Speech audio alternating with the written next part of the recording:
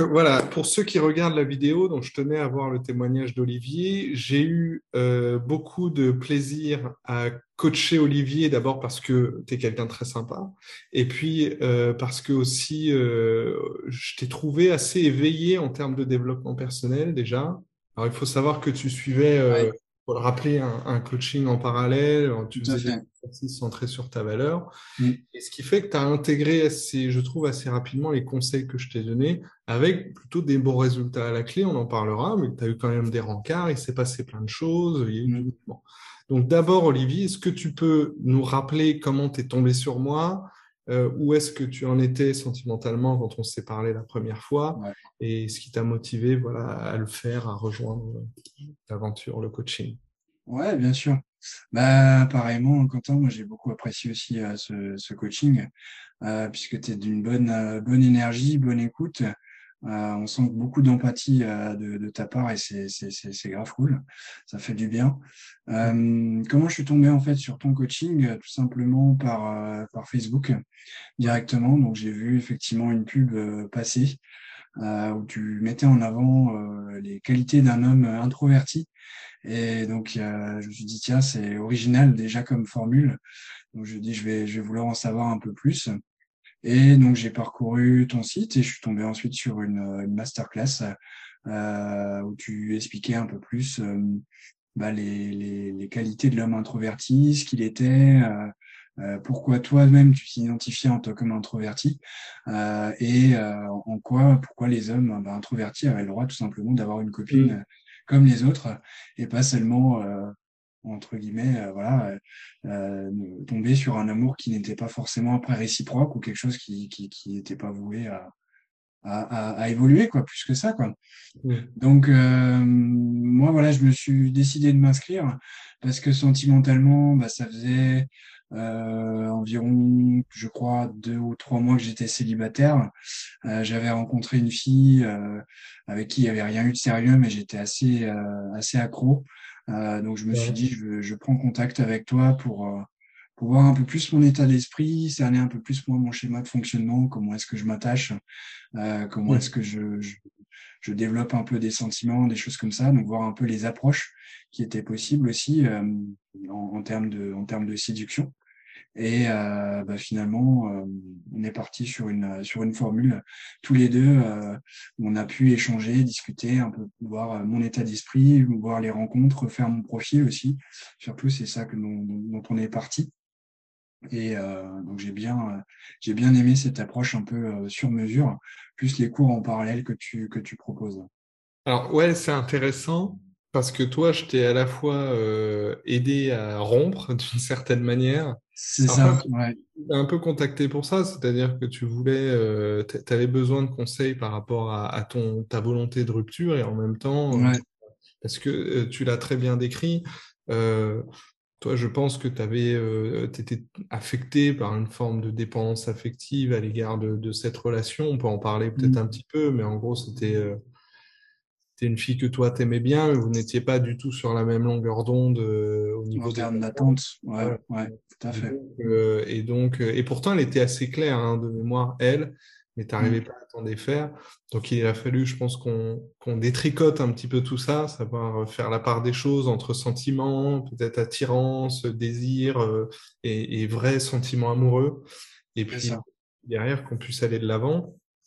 Et puis, faire de nouvelles rencontres t'a permis, je pense aussi, de prendre du recul par rapport à cette relation, peut-être de te recentrer sur toi, de voir, enfin, tu vas me dire, mais quelles étaient tes vraies attentes, l'importance aussi peut-être de te diriger vers des filles qui peuvent te donner le change aussi et être plus disponibles C'est émotionnellement ça. pour toi.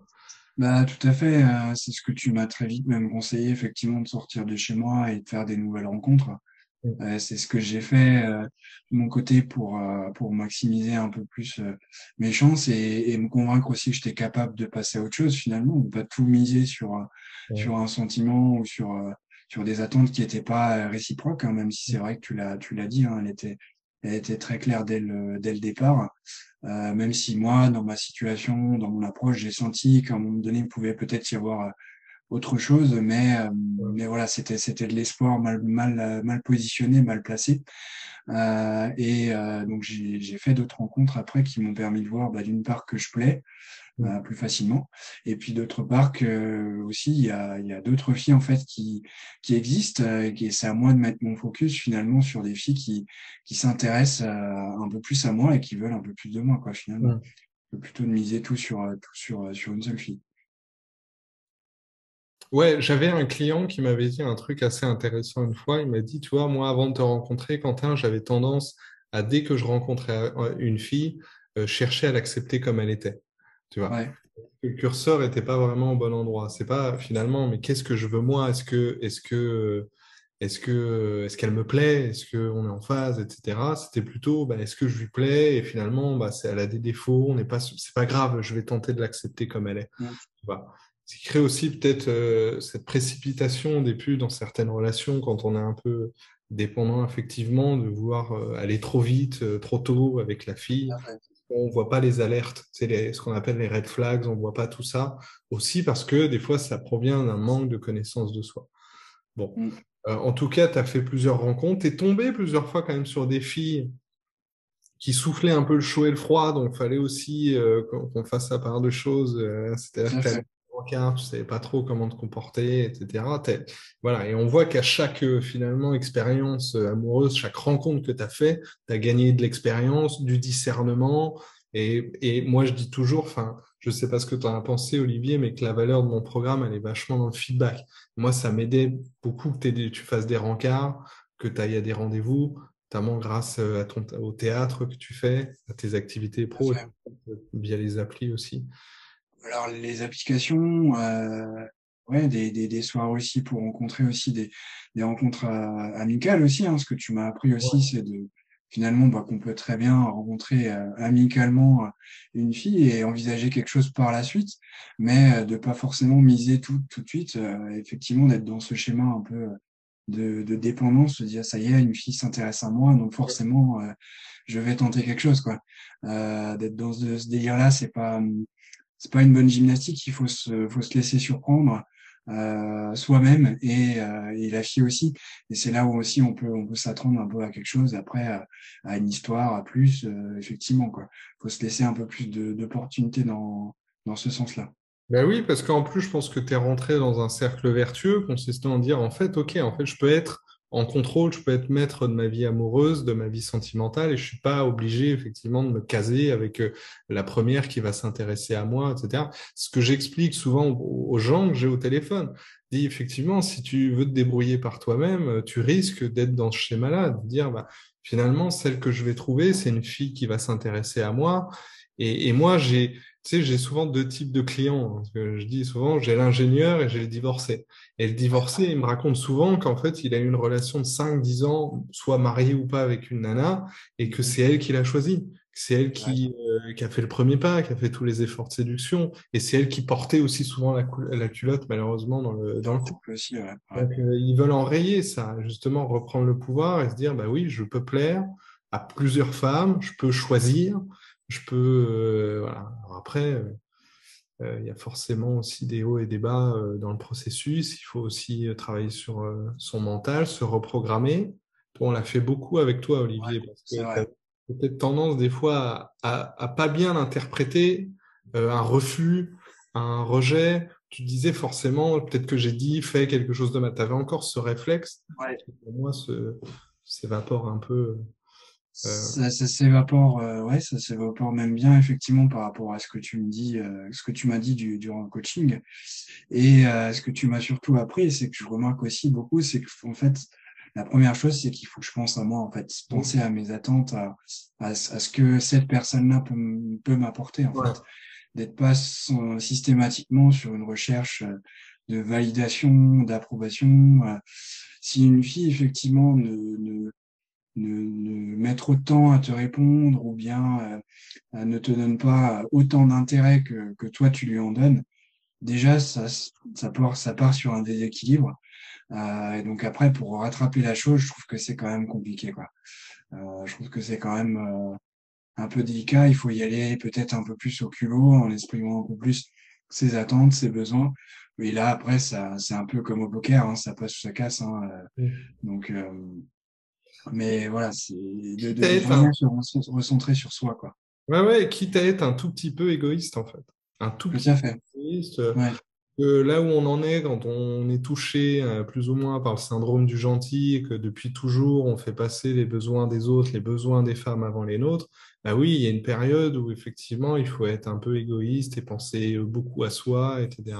Ce qui n'est c'est pas ça. forcément facile à mettre en place, hein, c'est facile à dire, parce que quand on a une très belle fille en face de soi qui arrive et qu'elle a 45 minutes de retard au rencard, être capable de lui dire là, c'est pas cool, c'est un peu contrariant, j'aurais aimé que tu me préviennes. Moi, j'ai beau le dire qu'il faut s'affirmer, quand tu l'as en face de toi et qu'il faut le faire, c'est pas facile. C'est pour C'est ça ça. que Mm. s'affirmer, reprendre le pouvoir, reprendre le contrôle, je te l'ai dit plein de fois, un marathon, c'est pas un sprint. Voilà, là aujourd'hui, tu as les outils.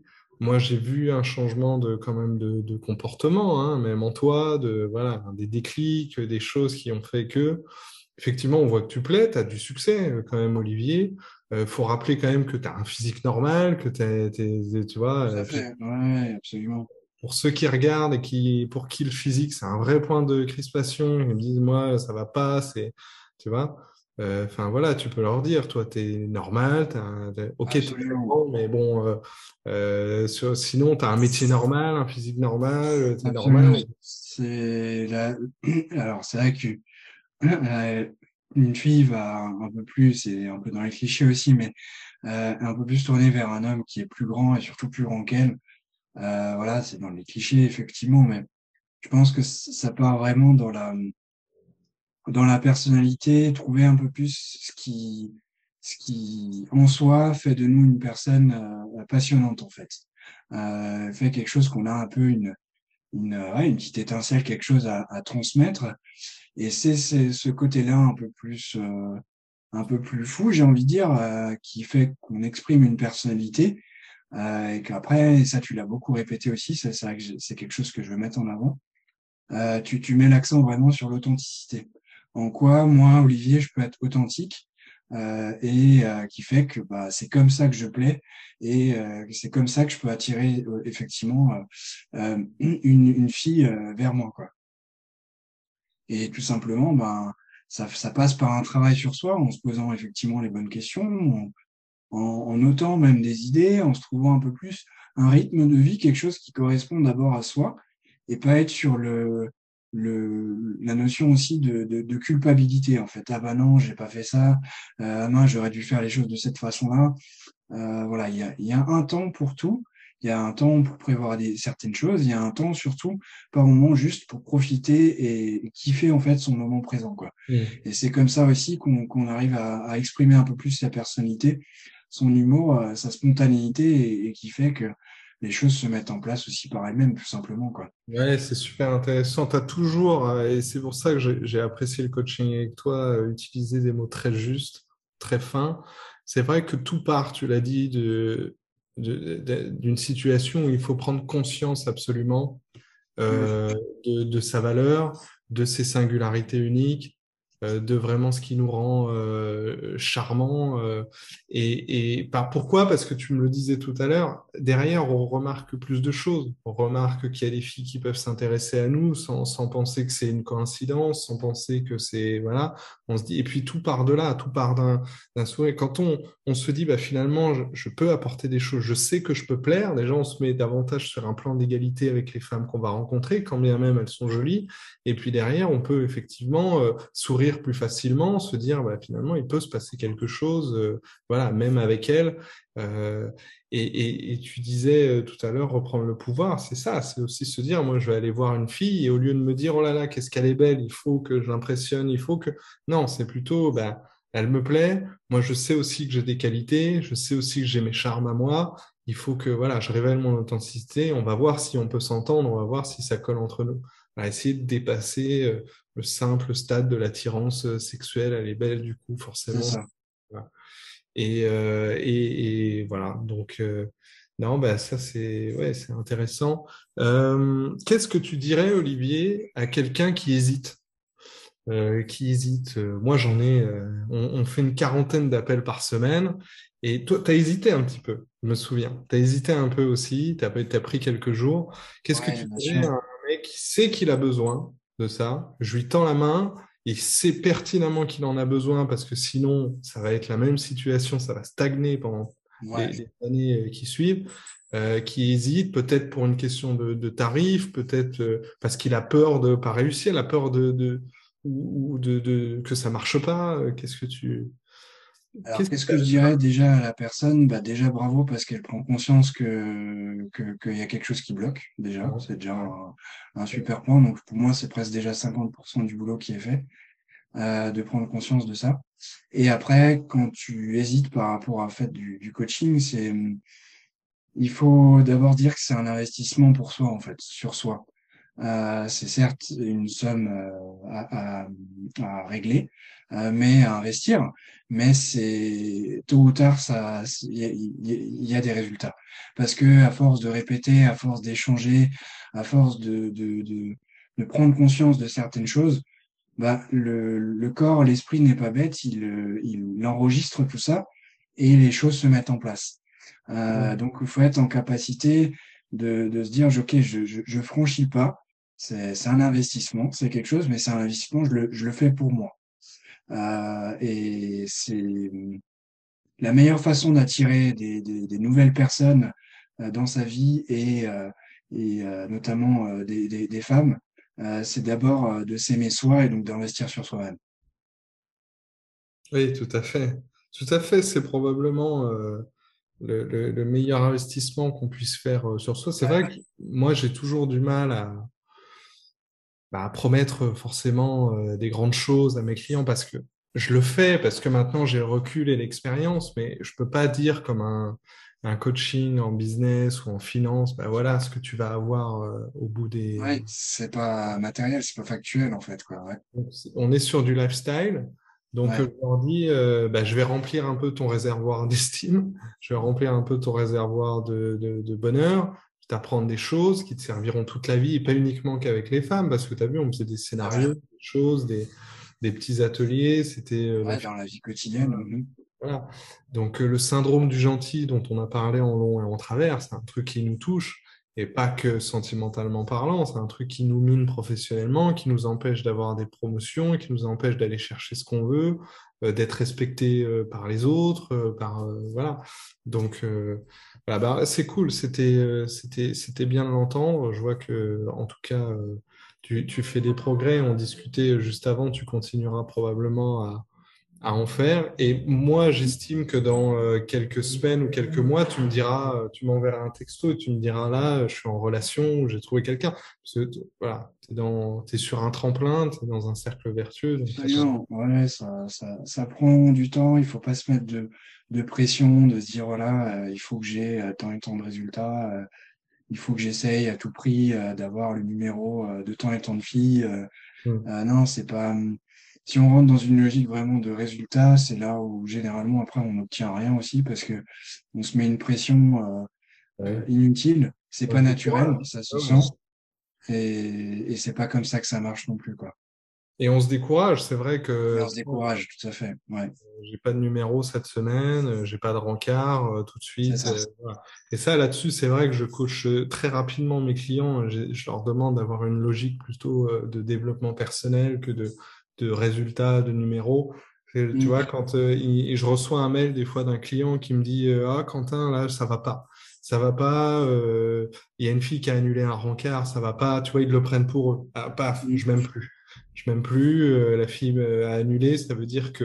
Tu vois, donc je leur dis, voilà, je les apprends à être détachés de ça, de te Ouais. dire, regarde, focalise-toi sur le positif, regarde ce que tu as fait bien, tu as osé proposer, tu as osé flirter, tu as osé cadrer le rendez-vous. Voilà, il faut se focaliser sur le positif, ce qu'on fait bien, les progrès, parce qu'on a vite tendance, je pense, l'humain à regarder le chemin à parcourir plutôt que ce qu'on a parcouru. Toi, enfin, en l'espace de quelques semaines, de quelques mois, tu as quand même eu, je sais pas, trois ou quatre rencarts, non? Ouais, je crois, oui, oui, c'est quelque chose comme ça, effectivement. Ouais. J'ai rencontré au moins, oui, au moins trois nouvelles filles. Ouais. Ouais. Donc c'est énorme en soi parce que si tu fais ça sur un an, ça fait, voilà, tu auras peut-être trouvé d'ici là, bien sûr. Bien Mais sûr. pour un mec qui me dit, moi, Quentin, ça fait 5 ans que c'est la disette, ben voilà, qui regarde aussi que il y a pas de secret, qu'il y a des leviers à activer. Un client, Absolument. quelqu'un qui me disait ça, mais il y a plein de leviers à activer en dehors de je prends soin de moi. Voilà, il y a plein de leviers à activer qui sont psychologiques hein, aussi pour certains, parce que plus tu te sens mieux, plus l'énergie elle est positive, plus il y a de l'authenticité, plus il y a de la spontanéité derrière quand tu retires les blocages. Donc, Tout à fait.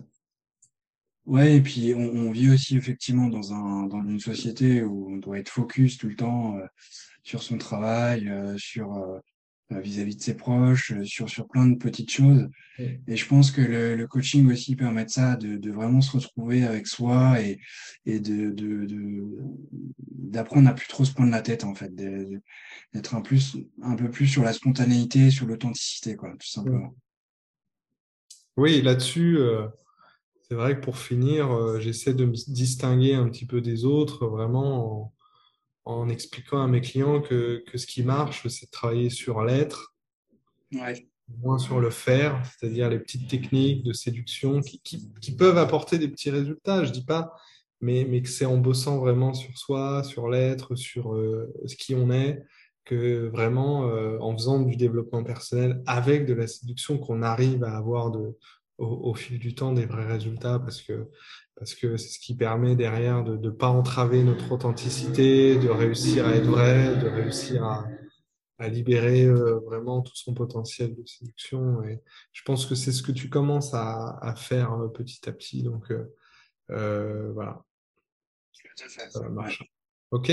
Merci Olivier, je t'en très prie. agréable.